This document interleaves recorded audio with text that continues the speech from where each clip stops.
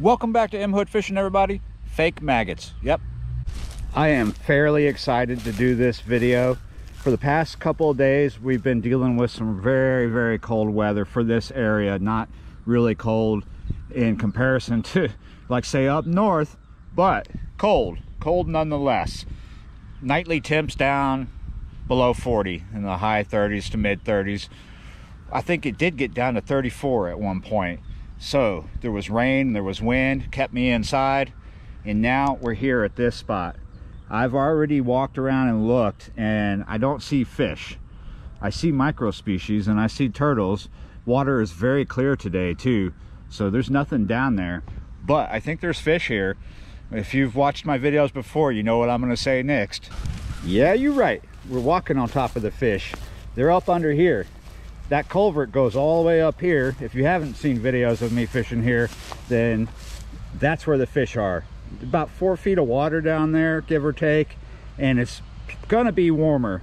And we've experienced days like this already this winter where there were no fish in the drainage ditch, but they were all packed up in there. Like I said, I'm very excited about this video. You might guess that I watch fishing videos from all over the world, even in languages that I don't speak.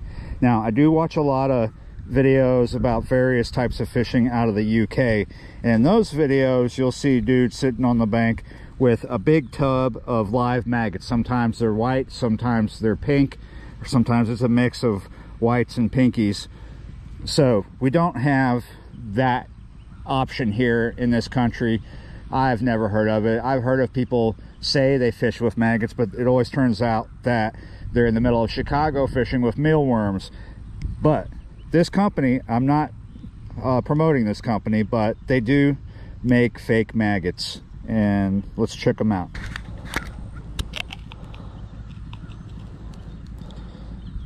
Not very big, are they? But they're not very small either.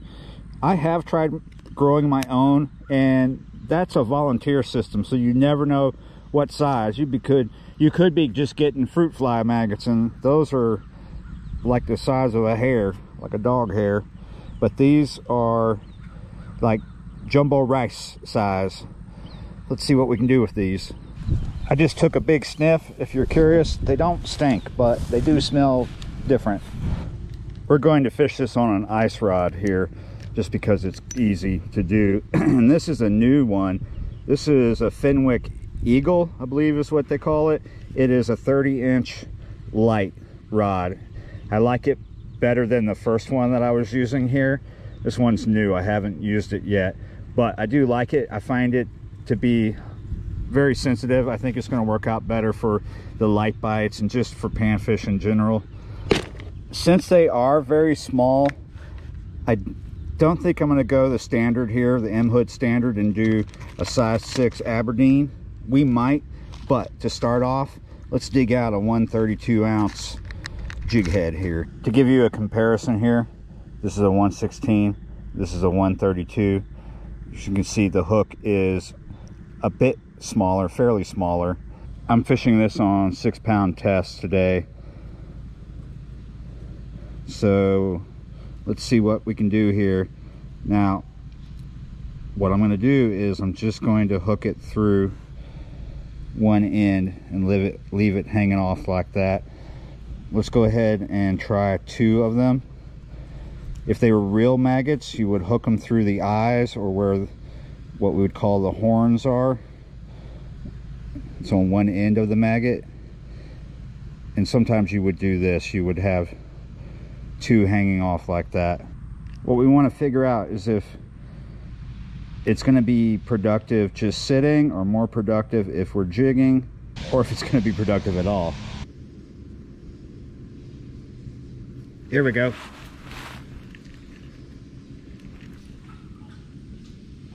Whoa.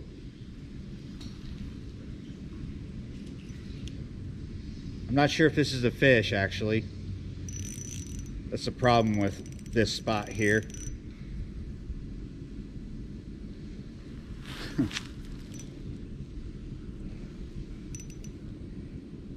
It's a fish with legs and a shell.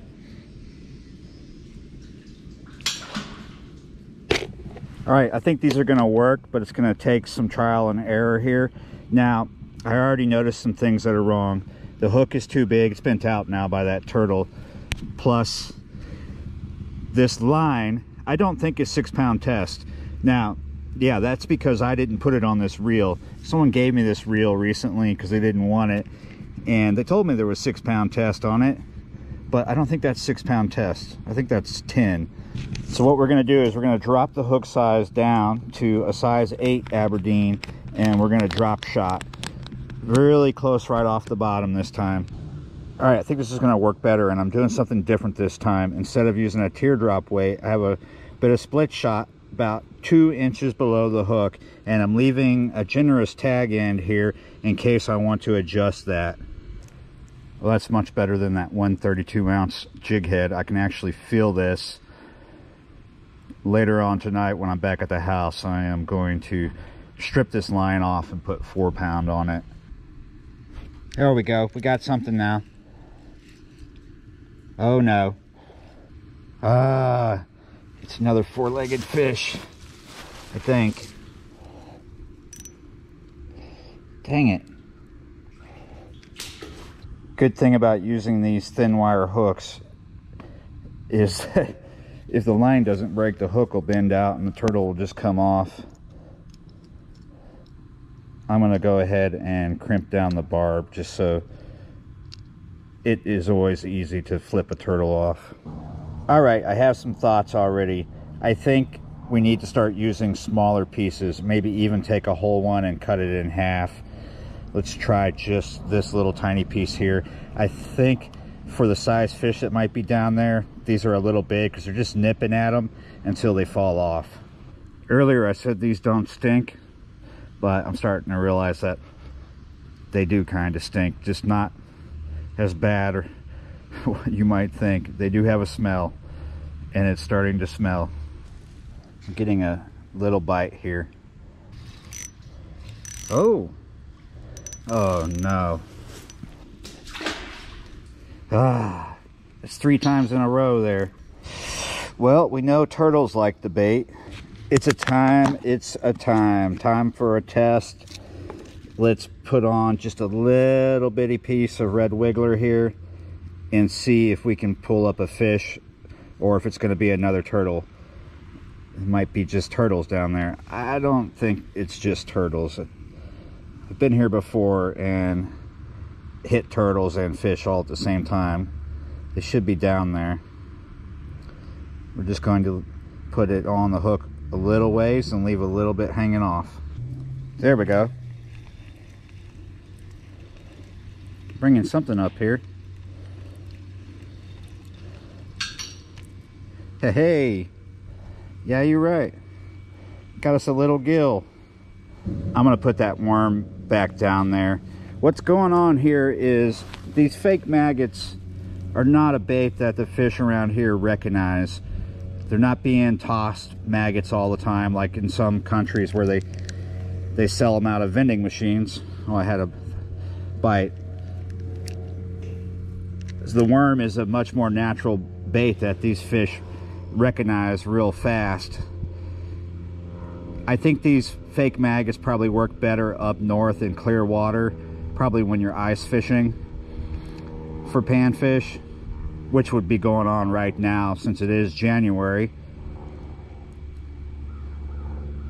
It's not to say that they're not going to work down here. I just know that this red wiggler is going to work a lot better just because it's a bait that these fish recognize. When it comes to me doing carp, sometimes I do better on baits like corn versus baits like boilies, because the carp around here rarely see a boilie. If it's a good smelling boilie, they're eventually going to go at it, but that corn is going to draw them in faster. Same thing with this worm. The other thing to remember is that this worm is alive right now, wiggling around. There we go, there's a fish right there. Nope, came off. We're still using that size 8 Aberdeen, and remember I have the barb crimped. So the turtles are probably going after these fake maggots because of how they smell. This water is not as clear as some water up north that you might ice fish in, So up north in that clear water, these pale, almost white maggots are going to show up really good. Here, the water is, it's dark down there obviously, and the water is tainted, you know, it's tinted.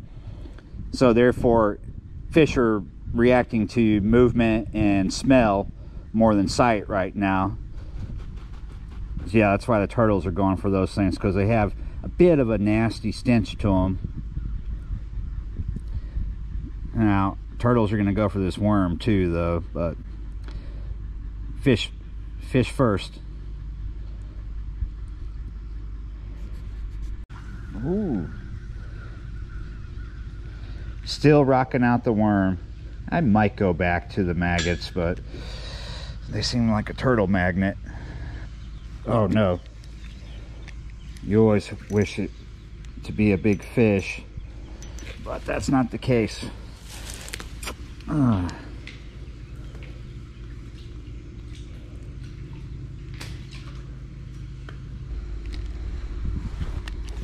There we go. It's not a turtle this time. Awesome. Another little piece of bait, because you know that's why I'm here. Here to see if we can catch with a stinky bait and to get some bait.